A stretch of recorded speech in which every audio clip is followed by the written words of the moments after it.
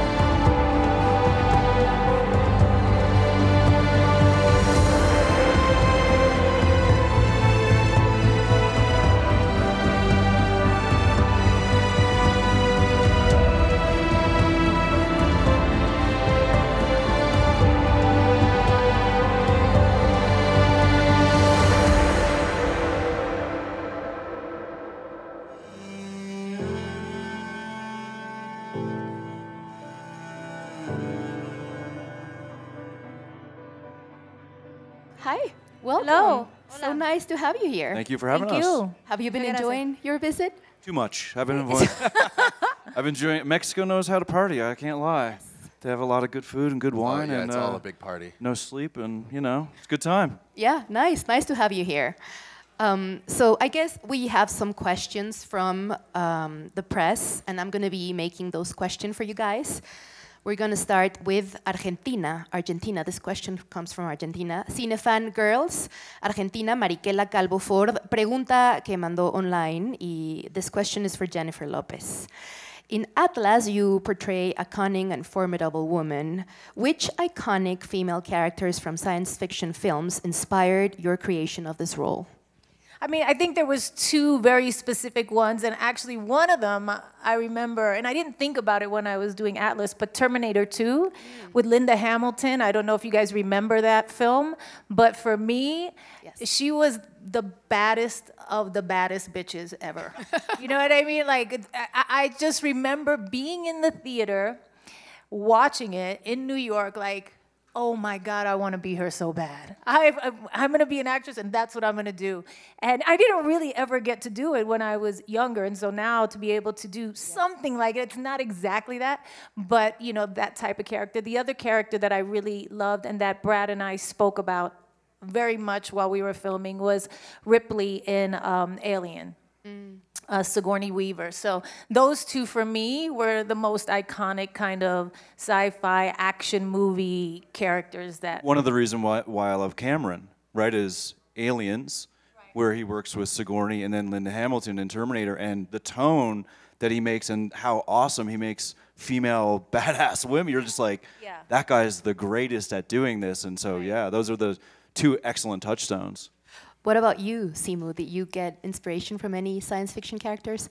Yeah, I mean, playing Harlan as an artificial intelligence, I think there's a lot of blueprints out there. I think starting from Kubrick in 2001, even like the voice of Hal, who is so kind of even-keeled and chilling.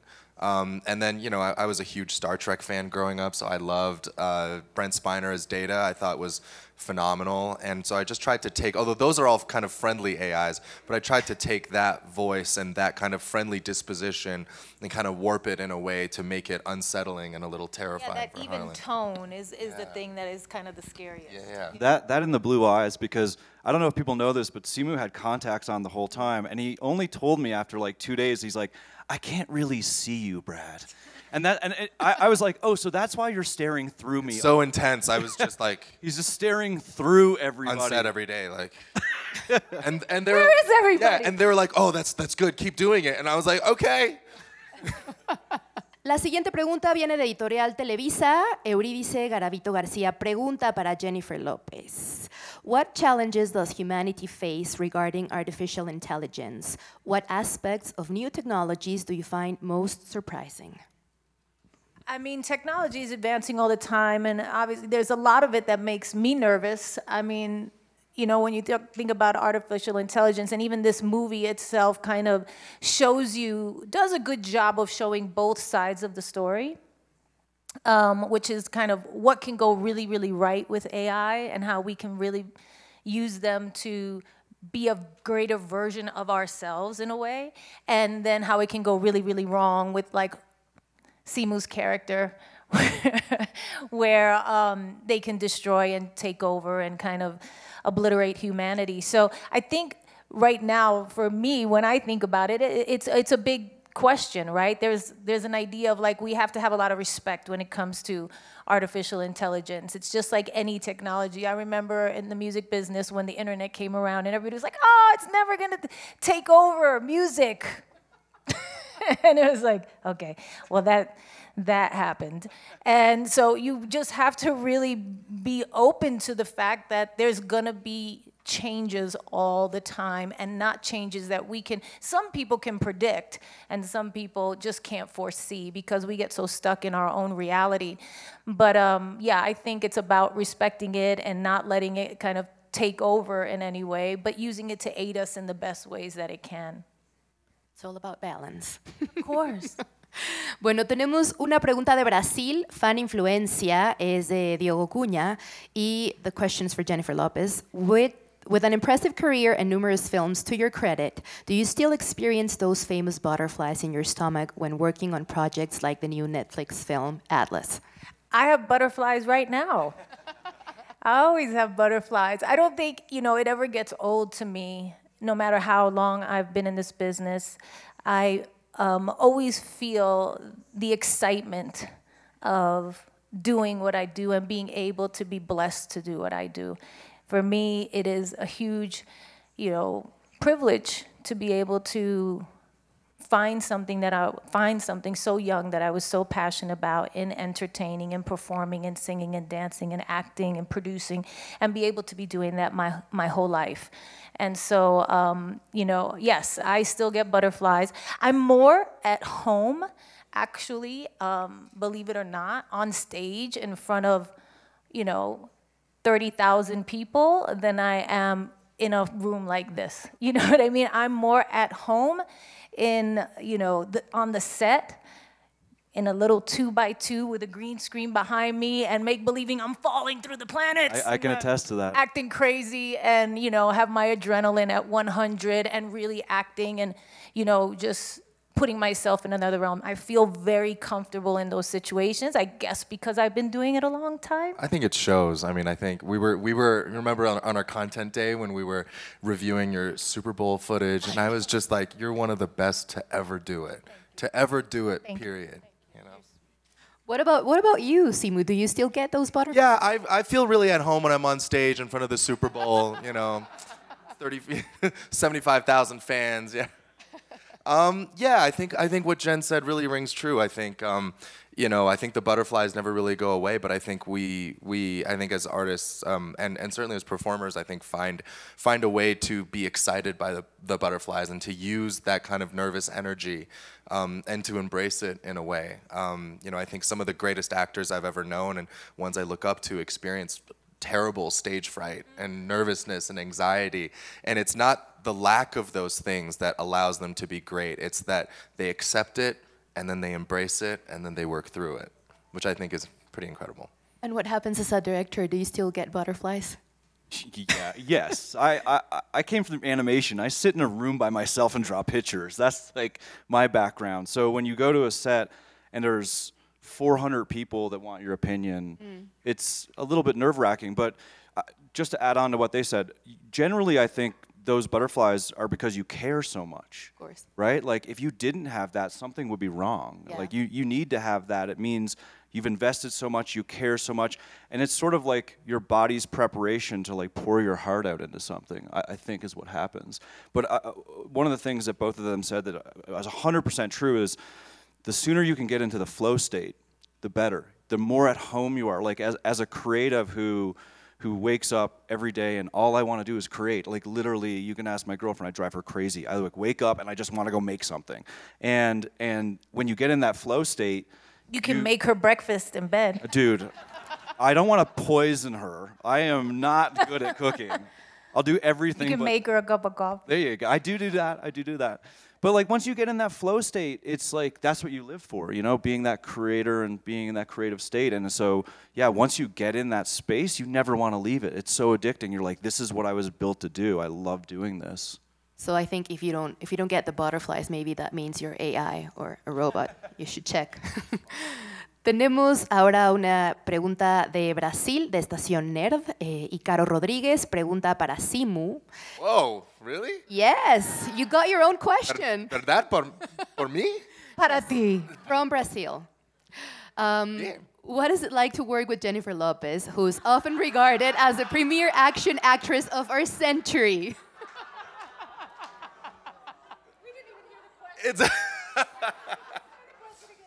It's amazing. The question was, what is it like to work with Jennifer Lopez, one of the most iconic performers of our generation and of all time? I'm sorry. It was great. I remember one of the first days I showed up to set, and my part in the movie, as a villain, I come in a little bit later, but I come to set and I'm like, hey Jen, how are you? She was so she just seemed like such a trooper in that little canopy where she and Smith resided for so much of the movie, and I was like, hey, how's it going? She's like, I've been here for 6 weeks. How are you? And I'm like, well, I have no right to complain. I mean, no, it was awesome. It was awesome. It was inspirational. I definitely had butterflies, showing up to set, knowing that I was gonna have to work with her. In my mind, she's always made in Manhattan, Jen. So it was tough for me to get into the mindset of trying to kill her. It was very not what I would say would be my natural state, but it was incredible. It was incredible, and I've so appreciated getting to know her better over the course of even promoting this movie as well. Been so fun. Thank you. Yeah. In my mind, you're dancing to Fiona Apple in Hustlers. Right now? Permanently. Okay. I go out of sight. I'm out of sight, Jennifer Lopez. Are you out of sight? Made in Manhattan Hustlers. Got it. Yes.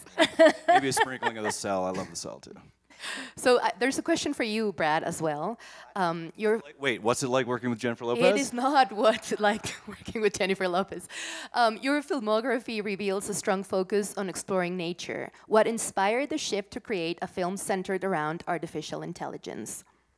I do love nature. I'm an avid hiker. I hike probably 2 or 3 times a week, so that just grounds me. I like being out and with just my thoughts, and a lot of rumination happens for me in that. I grew up on a highway outside of a town. Like, I didn't even have neighbors as a kid, so that's just like my natural state, I guess. But in all honesty, I didn't set out to make a movie about AI. What attracted me to this, besides working with Jen and Simu and Sterling, who couldn't be here today, was the theme of trust. I believe most of our meaningful relationships in our lives are built off respect and trust. And I think you can earn someone's respect relatively easily, but trust is something that I've found difficult to earn with people and also to have them earn from me. And so I was fascinated with this idea of this woman who just didn't trust. And for valid reasons. She has childhood trauma she has to overcome. But that's what pulled me in. The complexity of it, the fact that she had been sort of, you know, abused by this AI and then was stuck in a machine that was run by AI, the irony of that made me smile when I read the concept. I was like, oh, that's really neat. And as a genre fan, and you can go all the way back to like James Whale in the 1920s, or like Creature from the Black Lagoon or King Kong. These are all genre films that are talking about things that were faux pas. You weren't allowed to talk about interracial relationships. You weren't allowed to have those conversations. So for me, using genre to dress up a movie about something that's like very heartfelt, very human, like our ability to trust and what we have to go through to trust, that's what I think makes great genre. So I can have explosions, and I can have alien ships, and I can have giant mech suits, but there's a super, super human element and theme in the movie, and that's really what pulled me in. I like that. You're welcome. Long-winded, but whatever. So we have a question from Nueva Mujer, Karen Hernandez. She's right here, I think. And the question is for Jennifer Lopez. This film blends science fiction and action with a deep emotional core. How do you tap into Atlas' emotions and motivations to bring her character to life? I mean, it's just like with anything when you're approaching it as an actress, you know, you try to find the similarities to things that you have, you know, gone through in your own life, but also kind of your imagination, especially in a movie like this where there's tons of green screen, your imagination has to kind of run wild. And that's a big part of being an actor. And I think with Atlas, there was parts of her that were very similar to me. She's driven, she's strong, she's focused, she's passionate. And then there was parts of her that were very different from me. I wear my heart on my sleeve, and she was very closed off and didn't want to let anybody in. And it was just, for me, preparing for that and doing that, it was something that was very easy for me to kind of draw from my own life in a way. Different relationships and different things that I've been through, for sure. One of the things, too, I've mentioned to people, like, you have a lot of great virtues, but courage is probably the one that stood out for me in the sense that, like, you were put inside of a mech suit by yourself for like 6 or 7 weeks, and a lot of actors or actresses would not be comfortable in that situation. But because you go out in front of stadiums of people as the lead, it's sort of like prepared you for a role like that where you could just step out there and be like, okay, I can do this. It's like it was like being on stage and doing a one-woman show for 6 or 7 weeks. It was a strange experience. I think a lot of actors would tell you that you know, doing that kind of role where you're by yourself and having to imagine all that stuff is a challenging thing. It actually has to do with the next question from El Comercio, Peru, Carla Magdalena Ocaña Ojeda. She's asking you, Jennifer, how challenging was it to perform in scenes where you were the sole visible character interacting only with the AI? Yeah, I remember, like, somebody was saying that Jodie Foster, when she did Contact, said that was the hardest acting that she ever had to do because she just had to do it by herself and she had to use her whole imagination, and that's just what it was. And I remember thinking when I read the script, oh, esto va a ser muy fácil. This is going to be an easy job for me. It's going to be me by myself. I'm going to, you know, I don't have to wait for anybody. I can show up, do my thing, couple of takes, go home. And it was so exhausting to kind of stay at this level of adrenaline of like, your life is over, you have to save the planet, you're in a life and death situation the whole entire time. that at the end of the day, I would just be so exhausted, not just emotionally, but physically, like from just like tensing up my body and throwing myself this way and that way and doing all these things and trying to concentrate and seeing things that weren't there and all these kinds of stuff. So I would walk home every day what I would call the tired limp, which is, you know, you're limping. Usually you limp because you're hurt, but when you limp because you're tired, you're kind of like just a limp from being exhausted. That's how I walk to my trailer every single night. So it was. I feel so bad right now. It was exhausting, but it was also exhilarating in a lot of ways because it was a new type of thing that I had never done. Simu, I have a question for you. This is my question. I want to know not the differences, but the similarities in playing a doll and AI. Are there any? I mean, you can talk about the differences as well if you'd like. Well, one. A doll is more cute. Yeah, one. You have to be so cute. I don't remember Ken wanting to kill the world. Yeah. One kind of surfs and does beach all day, and then at night does we party and we have choreographed dance sequences. So fun. And the other one is trying to obliterate humanity. So Right. Yeah. that's kind of tough for Big me to difference. find similarities. I guess. Because you're bringing to life both inanimate. Inanimate. Neither of them have genitals. I did it. I found a similarity. Thank you. I did it. You're a genius. No, ¿cómo dice genitals? Genitales. Genitales. Ninguna. No genitales. Ken y Harlan no tiene genitales. Sí, se lo estaban preguntando. Ahora lo sabemos. Gracias, You're welcome. Simu. De nada.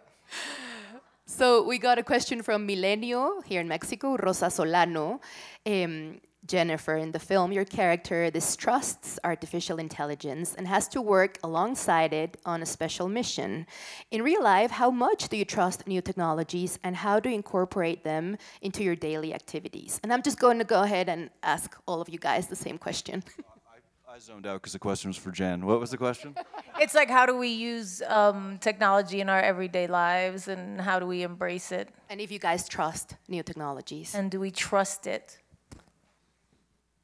I'm not like a super technical guy, actually. I mean, everyone thinks like because I do lots of visual effects and explosions and stuff, I am, but I'm not. I'm actually more of like a pencil and light board and like I come from animation, so.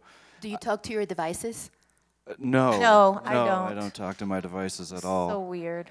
Yeah. No. People turn on the lights and all that. It's kind of weird. Do you guys use People like, love it though. GPT for anything? I don't Yeah, have I've started using ChatGPT to come up with travel itineraries for me. Like if I'm going somewhere, I'll be like, give me like a 3-day itinerary of Palermo, Italy, or like, you know, Mexico City, 3 days. What would I do? And GPT will like tell you. You know, you can say. Tell me where the best places to shop and all that. Yes, kind of as long as it's before 2022 or wherever GPT goes up to. But it will. You can say, this is where I'm staying. Find me an itinerary where like I'm not bouncing around the city, like where everything kind of makes sense, everything flows, and it'll spit something out. That's amazing. I know, terrifying, but amazing. So you do trust them? I don't think I trust. Yeah, I'm not like divulging my deepest, darkest secrets, but. I think we're on the precipice of like quite a revolutionary moment when it comes to AI. You know, I think we all feel it. I think a lot of us in the entertainment industry feel it. A lot of us in the arts feel it. And yeah, I think scary is a great word, and I think it's imperative to me that we keep in mind humanity always comes first, and that decision-making should always, I think Harlan is the perfect example of why AI should never be used for decision-making. We should never let algorithms and data be the decision-making leaders. I mean, we should use those things to enhance and as tools and to inform, exactly, but never to lead. You know, I don't want to work in an industry where every single creative decision is made by data or an algorithm. I want these decisions to be made by passion and human emotion. You know, there's a filmmaker who loves to tell a story. This is the story they want to tell. Like that's the movie that we should make. And if the story is true and the emotionality is there and the character is good, then people will watch it. Those things can't be quantified by data. I had an interesting experience because I worked with a couple of futurists before we made the movie, and it was to do everything like talk about like weapon systems, propulsion systems, ecology. Like I didn't want to show Los Angeles in the beginning of the movie like you'd seen it like with Mad Max or something where it's all sand dunes. Like I wanted to try to figure out what would really happen in probably about 100 years, and that's why you see these giant arrays for solar power in our version of Los Angeles. And he had a really interesting thing that he said to me about AI, and it sort of was my true north for making the movie, and it was very much in line with what I wanted to do intuitively, which was he said AI is a tool. It's like a hammer. A hammer can do a lot of harm, and a hammer can do a lot of good. You know, like you could build a house with a hammer and save lives. And when he said that to me, I realized that's exactly what I want to do. I want to show that AI is something that's basically here today now, but it doesn't excuse us people from being responsible. We are the responsible entities of it. It is a tool. We have to take ourselves in full responsibility of how we use it. And this movie shows that. It shows the full good of it and how humanity can grow and expand and go way beyond itself. And then it shows how nasty Simu can be and try to kill everybody. Please don't kill us. I won't, I promise. So we have another question from Argentina, Magela Muso. This question is for you, Brad. At a time when there is widespread discussion about the negative impacts of AI, what message do you hope to convey to audiences about how we use technology and AI? Additionally, which film had the most influence on you while making this movie? I feel like I just covered the AI part of it, right? The biggest influence. So, you know, I've said this, and it's. I mean, there's a lot. When you go in and you're a big fan of science fiction, there's a lot of movies that you grew up on, like some really abstract ones that people will never have heard of, like Robot Jocks. You'd have to be a real nerd like me to know what that is. But for me, the biggest influence is actually a filmmaker, and it's James Cameron. I saw Terminator 2 when I was 13, and I went to Subway and bought the cup that had the Terminator. Like it was a big deal. Like that was a huge movie. That might have been the movie of that summer, you know. And after I saw the movie, I lived in a small town, 9,000 people, called Gander, Newfoundland. It's where all the planes landed during 9/11. That's the only reason people know where it is at all. And after that movie, I realized James Cameron was Canadian. And that was the moment, as a kid, I was like, oh, you could come from Canada and go to Hollywood and be a filmmaker. And before that moment, I had no idea that was possible. You know, when you grow up and your mom's a nurse and your dad owns a flower nursery and there's 9,000 people and you live on a highway, you don't think, oh, I can go do that, you know? But when I saw that movie, I thought, oh, maybe I can do that one day. That part of it touched me as a person in a way.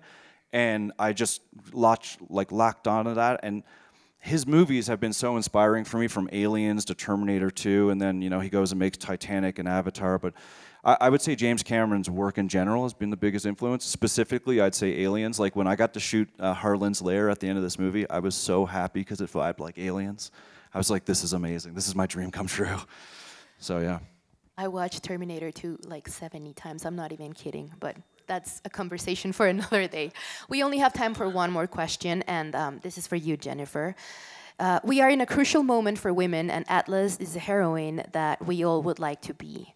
In what way do you think Atlas represents the current women who are saving the world?